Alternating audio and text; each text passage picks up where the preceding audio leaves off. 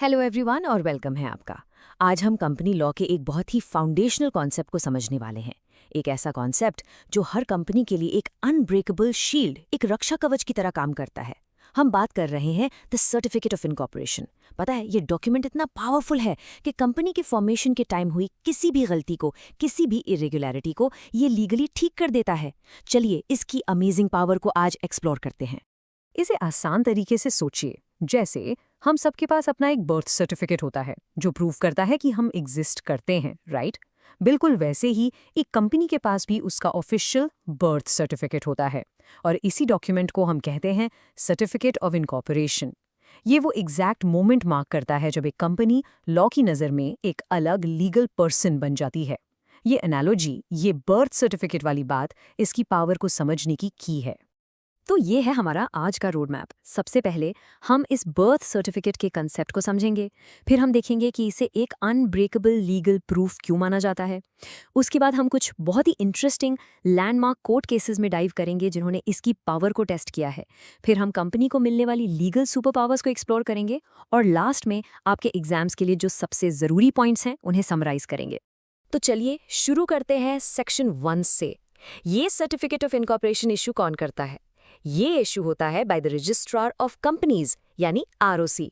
और ये सिर्फ एक कागज का टुकड़ा नहीं है, ये इस बात का सबसे बड़ा डिफिनिटिव लीगल प्रूफ है कि एक कंपनी अब ऑफिशियली बन चुकी है। बेसिकली ये स्टेट का एक ऑफिशियल अनाउंसमेंट है कि एक नई लीगल एंटिटी अब दुनिया में आ चुकी है। इस सर्टिफिकेट की सारी पावर एक लीगल प्रिंसिपल में छिपी है जिसे कहते हैं कंक्लूसिव एविडेंस। इसका मतलब क्या है?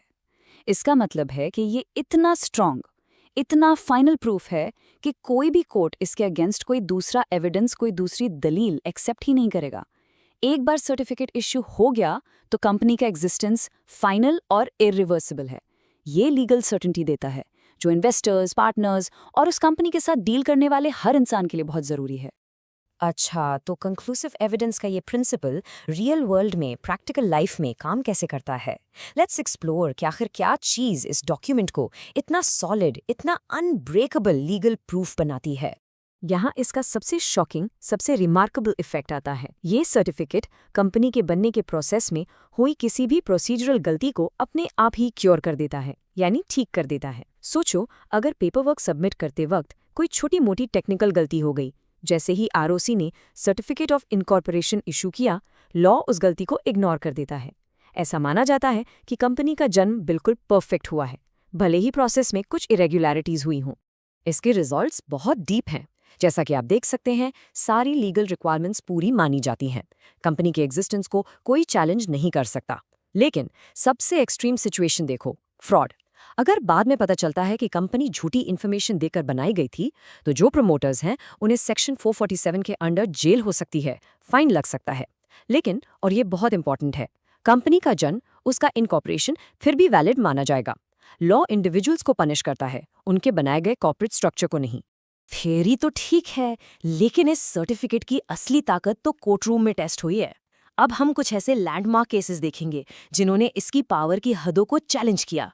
और हाँ, एग्जाम में इन केसेस को साइट करना मतलब फुल मार्क्स की गारंटी।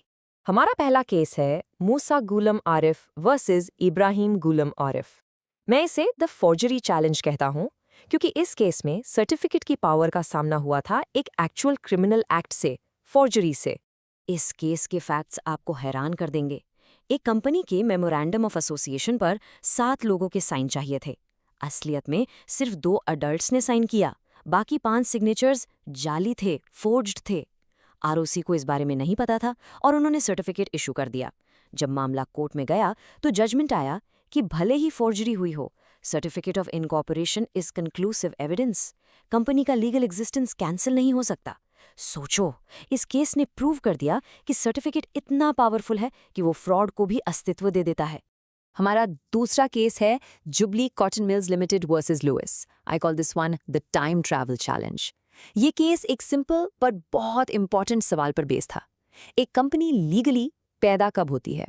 जिस दिन सर्टिफिकेट साइन होता है, या उस दिन जिसकी डेट सर्टिफिकेट पर लिखी होती है? देखिए यहाँ क्या हुआ। डॉक्यूमेंट सबमिट हुए 6 जनवरी को। आरओसी ने सर्टिफिकेट साइन किया 8 जनवरी को, लेकिन उस पर डेट लिखी 6 जनवरी की।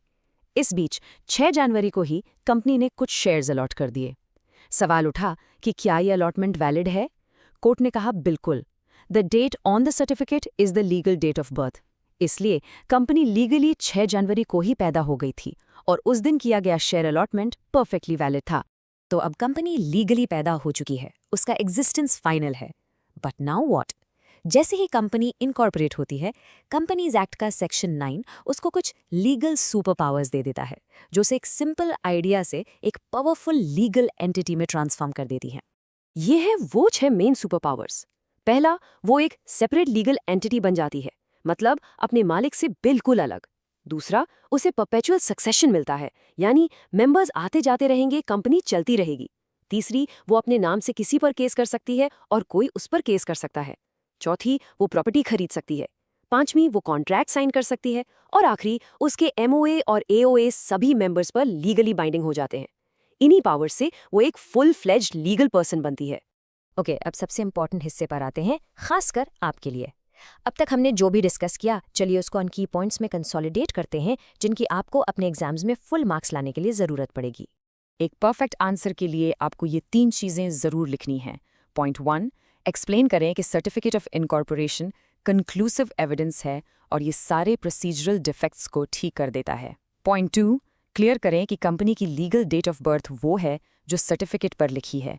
और पॉइंट 3, सबसे ज़रूरी, अपने आर्ग्यूमेंट्स को सपोर्ट करने के लिए मूसा गुलम आरिफ और जुबली कॉटन मिल्स के केसेस को ज़रूर साइट करें।